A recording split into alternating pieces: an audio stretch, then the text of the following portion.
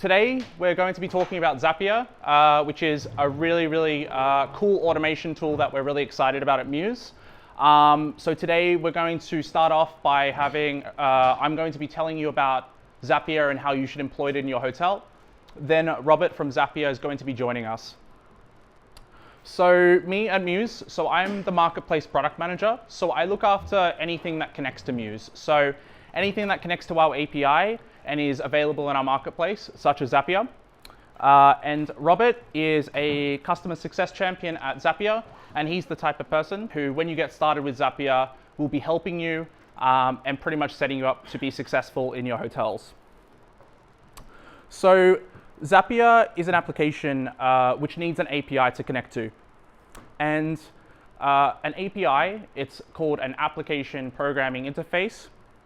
And this means that an application such as Zapier or a hotel application such as Lightspeed or Xero can connect and pull data from a PMS. So before I sort of get into an explanation of what Zapier is, I'm going to just tell you a little story.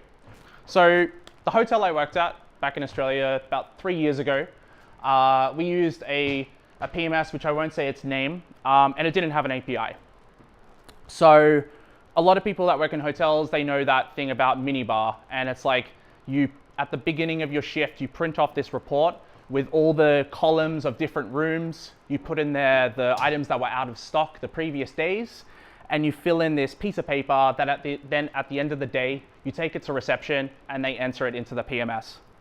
And this is still something that the hotel is still doing. I checked with them a couple of days ago, and I dug this out. So I spent probably about 2 weeks building this massive workbook in Excel so the minibar attendant could, on a Microsoft Surface tablet, press one cell, it would add a number, they would then complete the whole floor, press the button, and it would send an email to reception. So in not live time, but a few minutes later, they'll get an email saying this floor had this minibar items to be charged.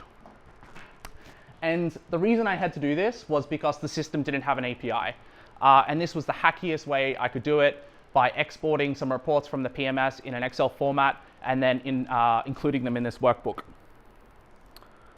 So when we talk about an API, think of like a mailman. So here is you at your house, and you want to buy something by like a mail order service. You have this letter, you give it to the mailman who takes the request to the office, and then the office processes the request, gives it back to the mailman, and then he delivers it at your house. So this is like fundamentally how an API works. So if you then turn it into real technical language, your service is sending an API request to an application which is running in the cloud, and then it's returning it back.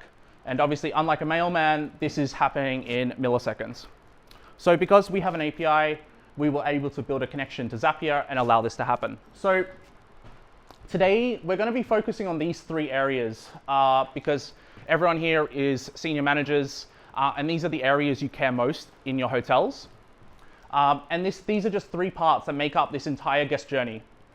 There's other things like maintenance, front desk, housekeeping, but we're going to just focus on these three things today. So for example, your reservations team, they are sitting pretty much their whole day on their reservations inbox. A lot of the things they're doing is this unnecessary data processing. For example, there's some travel agents which aren't connected to a channel manager, such as STA Travel, and they send you these PDF confirmations. They're always the same confirmations, so you can employ some automation, such as like a mail passing service, to get these emails and then turn them into bookings in Mews. And because of Zapier, you can do these sorts of things. Or your marketing team.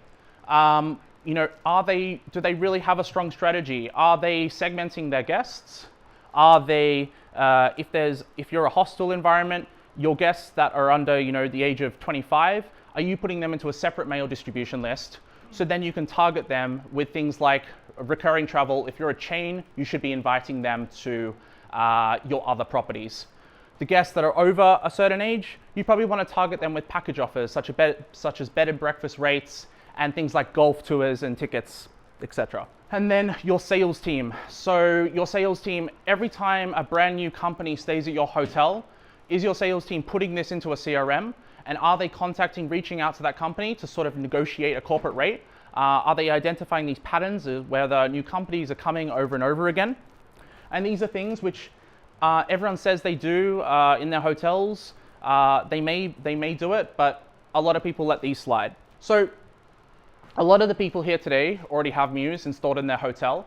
And the main message that we're trying to say to you is that the automation in your property shouldn't stop after you've implemented Mews. You should keep going and not just think about, oh, what automation can I do with Mews, but your whole business, your whole admin operations. When we talk about integrations in a hotel, we have been strongly focusing on getting hospitality integrations connected to us. We have over 100 now in our Mews Marketplace, and we like to think of these as integrations in a micro environment.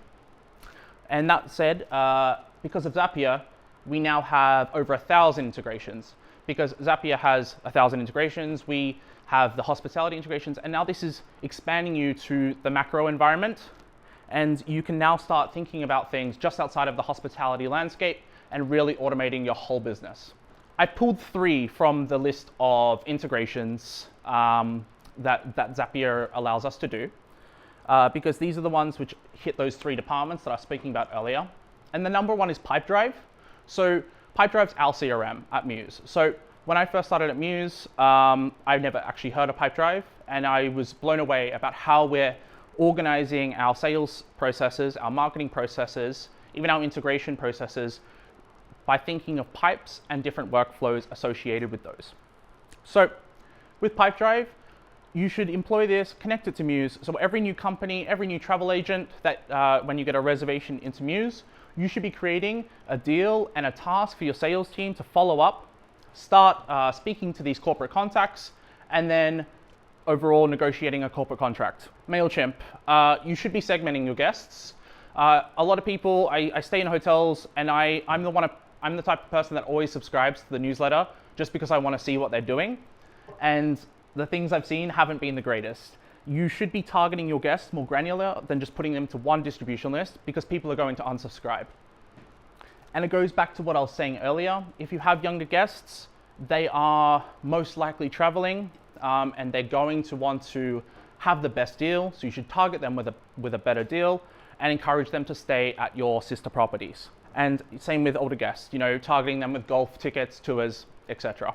MailPasser. So this is a great tool. So if you've got some travel agents and they're sending you booking requests, whether it be optional, confirmed, etc., if they're sending you them in the same template every time, which people like STA Travel do, you should be passing this and creating these bookings, because no one wants to do that job where you're staring at an inbox all day and just doing data entry. Automate that so they can focus on things that they're better at. So we get a lot of requests about, can you develop connections to this? And sometimes they're really, really specific. So it's hard to say this is a one-shoe-fits-all thing to develop and put it in Mews. And with Zapier, you don't need to be a developer to create these custom workflows. Because when you think about Zapier, you need to think of conditional language. So you need to think of the ands, the ors, the ifs, the that's, and just draw it up on a whiteboard, and then you can convert it into a workflow in Zapier and automate that whole process.